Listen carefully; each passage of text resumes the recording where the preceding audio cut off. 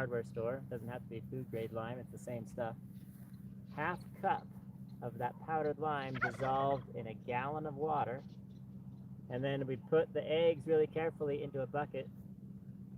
We have to get the eggs that are the clean eggs. You can't wash the eggs off. So we just take the clean eggs, we place them carefully into the bucket, and we add the liquid. And we just go layer by layer until it's full. And there they are. These will keep for up to a year. And we just keep them in this water glass and then keep it in as cool as possible. The close you can to a refrigerator temperature is the best. And the cooler it stays, the longer it lasts. So add it to your root cellar. Right, so I'm going to put this in my root cellar. It stays around 55, and that should last, I think, for at least 6 to 9 months. We'll try it out.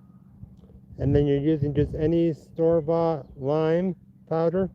Yeah, you can buy the food grade lime powder, but it's a lot more expensive than if you get it at the hardware store. If you just order it online off of Amazon, you just look for lime powder. The same kind of powder that they use for mortar and bricks. So that's what, about a gallon pail of water versus how much lime? This is Quarter about cup? a 2.5 gallon pail. I end up using about a full gallon of water. I think this took a little bit more than a gallon, maybe a gallon. And how much powder of lime do you put in? So for a gallon of water, I had a half cup of lime, just even measured. And just mix that up. It dissolves better in warm water, but then I let it cool, so I'm not putting warm water onto the eggs. And it's all about staying cool. And then you're trying to avoid the eggs that have the poop on them and stuff like that. Yeah, any poop or stuff on it will dissolve in the liquid and make it worse. The reason we use lime instead of vinegar is that the vinegar would eat away at the calcium of the eggshells. But the lime is basic, and so it keeps bacteria and everything away because it's caustic. It's like really strong detergent water.